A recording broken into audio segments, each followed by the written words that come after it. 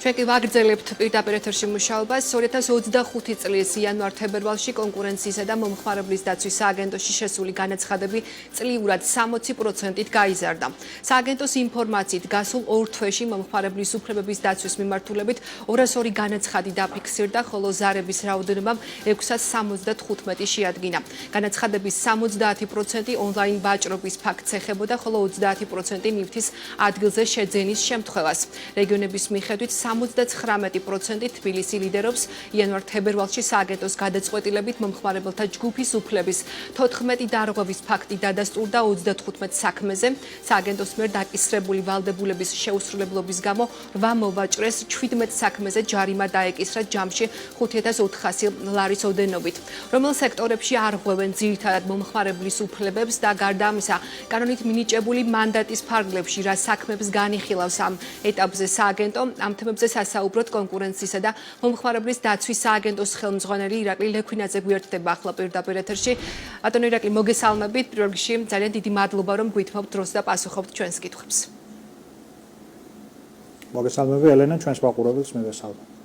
ახლა მინდა საუბარი დავიწყოთ სწორედ მომხმარებლის უფლებების დაცვის მიმართულებით არსებულ საკითხებზე საუბრით, როგორც მაყურებელმაც მოისმინა, საკმაოდ აქტიურია მოქალაქეები, რომლებიც მომართავენ თქვენს უწყებას მათი დარღვეული უფლებების აღდგენისთვის. ირაკლი, თუ შესაძლებელია რომ ვუთხრათ მაყურებელს, განსაკუთრებით რომელ სექტორებში ფიქსირდება აი ესეთი ფაქტები, როცა ადგილი აქვს მომხმარებლის უფლებების დარღვევის ფაქტებს და ასევე საინტერესოა რა სიახლეები ექნება წელს სააგენტოს ამ მიმართულებით. ჩვენ როგორც გვახსოვს, გარკვეული სახელმძღვანელოც გამოიცა წლის ბოლოს სააგენტოს მხრიდან ნივთზე ფასის მითითებასთან დაკავშირებით, ასევე მედიაში ხშირად წერენ იმის შესახებ, რომ ინფლუენსერების რეგულირების საკითხსაც განიხილავს სააგენტო. თუ შესაძლებელია რომ განგვიახლოთ ინფორმაცია ამ მიმართულებით.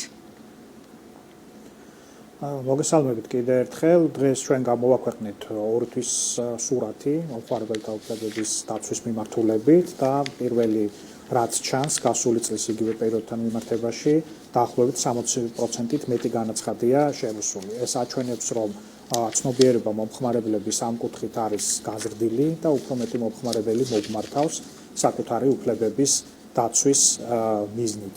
თქვენ გქონდათ სტატისტიკა წარმოდგენილი და მე ამიტომ არ შევჩერდები ამ ნაწილზე. ძირითადად ონლაინ ვაჭრობაა გამორჩეული, დაახლოებით დიდი ნაწილი ონლაინ ვაჭრობის დროს წარმოქმნილ პრობლემატიკაზე მოდის და ეს ბუნებრივია, ეს მსოფლიოში მსგავს ტიპის ტრენდია და ძირითადად თუ სექტორს შევხედავთ, ეს არის ვაჭრობის ეს არის ძირითადად ტექნიკის და ტანსაცმლით ვაჭრობის მიმართულება, სადაც ძირითად შემთხვევაში მოგმართავენ. ეს მას შემდეგ, რაც კომუნიკაცია მიმდინარეობს მოვაჭრესთან ვერ თანხმდებიან სადაო საკითხზე და ამის შემდეგ უკვე რჩება თემა, რომ მოგმართონ კონკურენციისა და მომხმარებლის დაცვის სააგენტოს, რომელიც ერთ თვეში იღებს დაახლოებით გადაწყვეტილებას. შემდეგ სექტორი არის მომსახურების მიმართულება, რომელიც ეხება ნივთის ტრანსპორტირებას, აქაც ხშირია შემთხვევები, როდესაც ქვეყნის გარეთ თუ ქვეყნის შიგნით ნივთის ტრანსპორტირების დროს ხდება სხვადასხვა ტიპის პრობლემატიკა, შეიძლება იყოს ნივთის დაკარგვა, დაზიანება თუ ესე შემდეგ და ეს რიგით მეორე საკითხია, რაზეც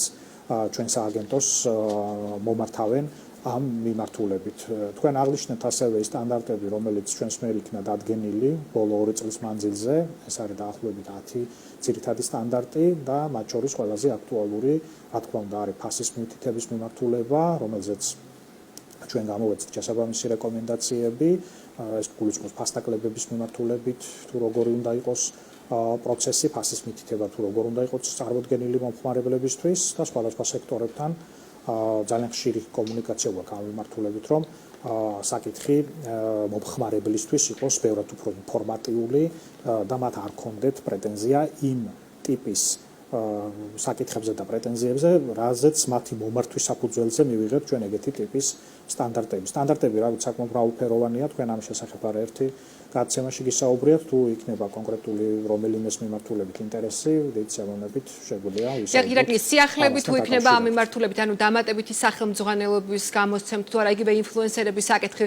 ვახსენეთ, ეს დღის წესრიგში რამდენად დგას, ან რა ტიპის, ასე ვთქვათ, რეგულირება შეიძლება იყოს ამ მიმართულებით დღეს საჭირო?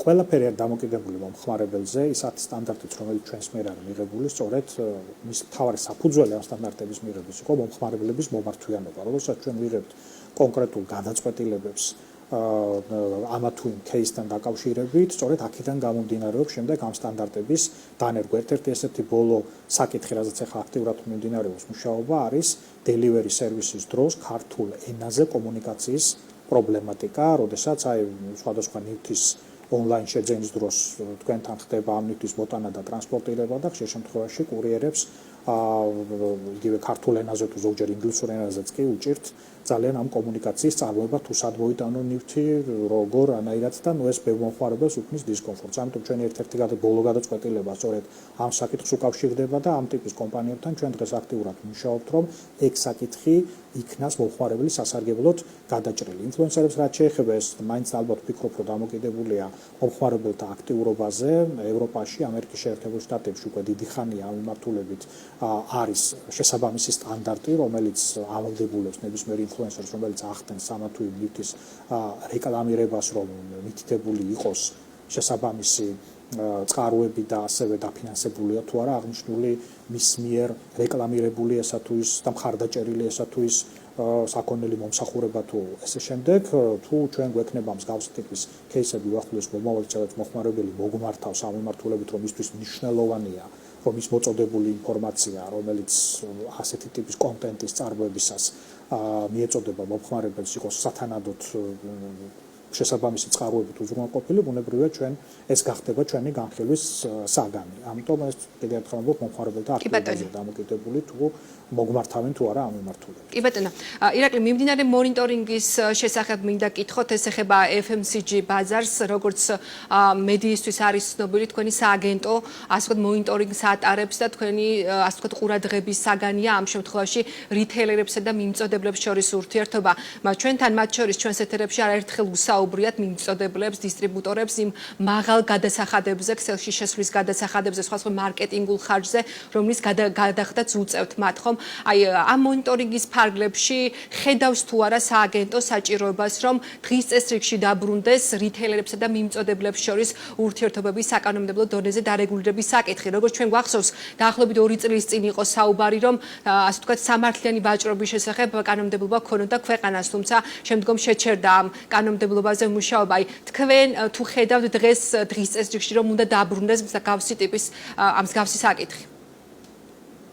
კონკურენციისა და მომხმარებლის დაცვის სააგენტო რამდენიმე სტრატეგიული ბაზრის მონიტორინგს ახორციელებს დღის მდგომარეობით. ეს არის საავტომობილო საწვავის მიმართულება, რაზეც შუალედური ანგარიში ჩვენ ცოტა ხნის წინ ჰქონდა და ეს თქვენს მიერიც იქნა გაშუქებული. არის თამბაქოს ბაზრის მიმართულება და არის ასევე FMCG ბაზრის მიმართულება, ეს არის სწრაფად ბრუნვადი პროდუქტების ბაზარი. მე შემიძლია რამდენიმე ჩვენი შუალედური დასკვნა გაგიზიაროთ, რომელიც ჩვენს მიერ არის 2004 წლის ჩათვლით რეალურად ამ ბაზარზე შეფასების კუთხით გაკეთებული. მთლიანობაში ეს ბაზარი მზარდია და ეს გამოხატულია კიდევაც თუნდაც შარშან ჩვენს მიერ დადასტურებულ კონცენტრაციების მიმართულებით, როდესაც რამდენიმე მსხვილი კომპანიების მიმართულებით გაერთიანება მოხდა. კერძოდ ჩვენი დათვლებით დაახლოებით 13 მილიარდში ადგენს FMCG-ის ბაზარი და განსხვავებით სხვა კოლექტივ ორგანიზაციებისგან ჩვენ აქ შეიძლება განსხვავებული ბაზრის მოცულობა გქონდეს, თუმცა ვეღრდნობით შემოსავლების სამსახურის მიერ დეკლარირებულ DGG-ს გადამხდელი და ბრუნვის მქონე კომპანიების მონაცემებს და პლუს ამას დამატებული რეგისტრირებული სალარო აპარატების შედეგად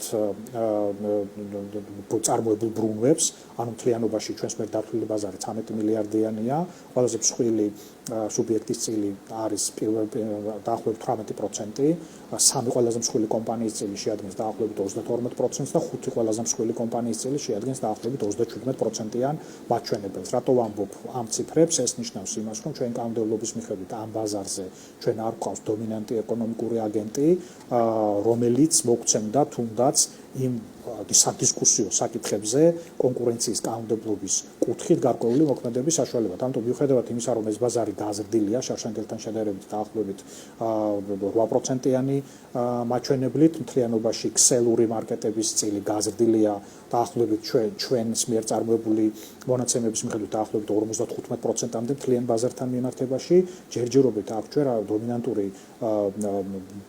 მდგომარეობის მქონე. თუმცა ირაკლი, რამდენად ხედავთ, რომ აი ეს საკითხები, ტარიფების თემა, ურთიერთობები, შესulis გადასახადები, რომელიც შემდგომ ბუნებრივია მოქმედებს პროდუქციის ღირებულებაზე და ასევე მომხმარებაზე, აი ამ ნაწილში თუ ხედავთ, რომ საყურადღებოა ეს მიმართულება იყოს რეგულირებული. აი მაგ მივდიოდი ზუსტად მაგ საკითხამდე, თქვენ ამას წარით შეკითხვა, მიუხედავად ამ მონაცემებისა, რომელიც ჩვენ გვაქვს, ჩვენ ვამბობთ ერთს, რომ თუ დავინახავთ ბოლო წლების დინამიკას, აი სწორედ ეს შესulis გადასახადის ხარჯები, ანუ მარკეტში შესulis არის გარკვეულწილად გაზრდილი და ეს პროდუქტების მიხედვით რეალურად განსხვავებულია, რაც რა თქმა უნდა გარკვეული პრესინგია იმ ფასებზე, რომელიც წარმოდგენილია აღნიშნულ ქსელებში და ჩვენ ასევე ვამბობთ, რომ მიუხედავად იმისა, რომ ჩვენ არ გვყავს დომინანტი ეკონომიკური აგენტები აღნიშნულ ბაზარზე, გარკვეული ძალაუფლების ცენტრი დღეს არის მაინც ამ სწრაფი ბრუნვის და ქსელური მარკეტების მხარეც და მათ აქვთ გარკვეული, ასე რომ ვთქვათ, უპირატესობა ამ მიმწოდებლებთან თუ დისტრიბუტორებთან მიმართებაში. თუმცა ჩვენ განგრძობითად ვაკურტებით აღნიშნულ ბაზარს, ბაზარი დინამიურად განვითარებადია და ალბათ ეს ზრდის პროცესი კიდევ უფრო გაგრძელდება და ჩვენი გადასახედიდან, აი კონკურენციის კანონმდებლობის გადასახედიდან იმისთვის, რომ რაიმე კონკრეტული ქმედება განხორციელდეს სამმართველობით, მინიმუმ დომინანტი ეკონომიკური აგენტი უნდა იყოს წარმოდგენილი ამ ბაზარზე. თუმცა ჩვენ არ გამოვრიცხავთ იმასაც, რომ თუნდაც ეს ძალაუფლების დისბალანსი თუ როგორც შეიძლება შეფასდეს ეს მიმართულება, გარკვეულ ჩარჩოს საჭიროებდეს, თუმცა ჩვენი მონიტორინგი ჯერჯერობით არ მისულა იმ დასკვნამდე, რომ მსგავსი რეკომენდაცია გავცეთ. იყო ეს დისკუსია სექტორებს შორის, მათ შორის საკმაოდ ბევრ პლატფორმაზე გაიმართა, რა ტიპის რეგულაციებია საჭირო, თუმცა ჯერჯერობით ოპტიმალურობა ამ რეგულაციების იმ ფორმით, რა ფორმითაც წინა შემთხვევაში იყო წარმოდგენილი, არ იქნა ბოლომდე ესე რომ ვთქვათ არგუმენტირებული. თუმცა შეიძლება მოვიდეს გარკვეული დრო, როდესაც სხვა ფორმით თუ იმ ფორმით, რა ფორმითაც ეს იყო წარმოდგენილი, აქამდე მივიდეს მთლიანად ორივე სექტორი და ორივე მიმართულება. მთლიანად ეს ურთიერთობები დღეს მაინც დამოკიდებულია ორმხრივ შეთანხმებებზე და იმ შემთხვევაში თუ ჩვენ აი ანტიკონკურენტულ ქმედებას დავინახავთ, იქნება ეს შეთანხმებული ქმედება თუ მას შემდეგ რაც დომინანტური ეკონომიკური აგენტი გაჩნდება ამ ბაზარზე, ამის შემდგომ შეგვიძლია ვისაუბროთ კონკურენციის კანონმდებლობიდან გამომდინარე გარკვეული ტიპის მოქმედებებს. კი ბატონო, ირაკლი, უნდა გკითხოთ ასევე მიმდინარე საქმეებთან დაკავშირებითაც, როგორც გვაქვს ინფორმაცია, ფარმა ბაზარზე დაკვირვებას აგრძელებს სააგენტო, მიუხედავად იმისა, რომ პარალელურად პროცესი მიმდინარეობს სასამართლოში და ის ასე ვთქვათ, გასაჩივრებულია მათ შორის თქვენი გადაწყვეტილება ჯარიმების დაწესების შესახებ ფარმაცევტული კომპანიების მხრიდან, აგრძელებთ თუ არა დაკვირვებას ამ ბაზარზე, იმიტომ რომ როგორც ვიცით, მათ შორის როცა რეფერენტული ფასწარმოქმნა შევიდა ძალაში, გარკვეულწილად ფასების კუთხით შემცირდა ფასები მედიკამენტებზე, რასაც აპროტესტებდნენ ამ შემთხვევაში ბიზნესის წარმომადგენლები. თუმცა ბაზრის კონიუნქტურა როგორ შეიცვალა, ეს რამდენად არის თქვენი სააგენტოს ასე ვთქვათ დაკვირვების საგანი დღეს და ასევე საინტერესოა სასამართლოში რამდენად ასე ვთქვათ არგუმენტები ვის მხარეს არის ამ შემთხვევაში, რა არგუმენტებია სააგენტოს მხარეს, ან როგორ შეიძლება დასრულდეს რეალურად ეს პროცესი, რომელიც ახლა არის დავის საგანი. მოდი რამდენიმე ნაწილად დავყოთ თქვენი შეკითხვა. პირველი ის, რომ ჩვენ ამ დროისათვის 4 მოკვლევას ვაწარმოებთ, მათ შორის ერთ-ერთი არის სწორედ ფარმაცევტულ ბაზარზე, ჭარბი ფასნამატებთან დაკავშირებული მოკვლევა, ეს ეხება 8 კომპანიას, რომელიც 14 მედიკამენტის შემთხვევაში ამ ბაზრებზე არიან დომინანტური მდგომარეობის მქონეები და აქვთ საკმაოდ მაღალი ფასნამატები და ჩვენი მიზანია შევაფასოთ რეალურად აქვს თუ არა და აქვს თუ არა ჭარბ ფასწარმოქმნას ადგილი. თუმცა მას შემდეგ რაც რეფერენტული ფასები შემოვიდა, ამ საკითხის აქტუალურობა დარჩა, შეიძლება ითქვას, რომ წარსულში, იმიტომ რომ მაშინ, როდესაც ჩვენ ეს მოკვლევა დავიწყეთ, ჯერ კიდევ ამ მედიკამენტებზე არ არსებობდა რეფერენტული ფასები და რეფერენტული ფასების შემოღებამ გარკვეულწილად ამ ჭერის და ამ ფასნამატების გარკვეულ ჩარჩოში მოქცევა განახორციელა. ჩვენ ამ მოკვლევას წელს დავასრულებთ და თქვენთვის ცნობილი გახდება შედეგები. რაც შეეხება ახლა თვითონ რეფერენტულ ფასწარმოქმნას, ეს იყო შედეგი ერთ-ერთი იმ მონიტორინგისა, რომელიც ჩვენ დავასრულებთ 2022 წელს და გავაცეთ 13 რეკომენდაცია და საქართველოს მთავრობის მხარდაჭერით დაინერგა მათ შორის სხვა ბევრ პოზიტიურ რეფორმასთან ერთად რეფერენტული ფასწარმოქმნა, რამაც მნიშვნელოვნად ხელი შეუწყო მედიკამენტებზე უფრო მეტ ხელმისაწვდომობას მომხმარებლებისთვის და ასევე სხვა რეფორმებსაც თუ შევხედავთ მთლიანობაში ბაზარზე მნიშვნელოვნად გაიზარდა ეს ხელმისაწვდომობა ამ მედიკამენტებზე. თუმცა იმისთვის რომ განგრძობითად დროში დავინახოთ ჩვენ უფრო რეალური სურათი, ალბათ მიმდინარე წელს გვექნება ამ გაცემული რეკომენდაციების დანერგვის შედეგად ბაზარზე გავლენის შეფასების ანგარიში და იქ ზუსტად გამოჩნდება მაგალითად ყოველწლიურად რა დანაზოგი მიიღეს ჩვენ მამოქალაქეებმა და რომელ მედიკამენტებზე ამ რეფორმების შედეგად მივიღეთ უფრო მეტი ხელმისაწვდომობა. რაც შეეხება და არის თუ არა ახალი გამოწვევები ბაზარზე, რომელიც საჭიროებს მოქმედებას. რაც შეეხება სასამართლო პროცესებს, ეს იყო ასევე წინამოკლევის შედეგი, რომელიც მომდინარეობდა 5 კომპანიის წინააღმდეგ და 4-ს დაუდასტურდა საბოლოო ჯამში შეთანხმებული ქმედება და ისახებოდა ონკოლოგიური მედიკამენტების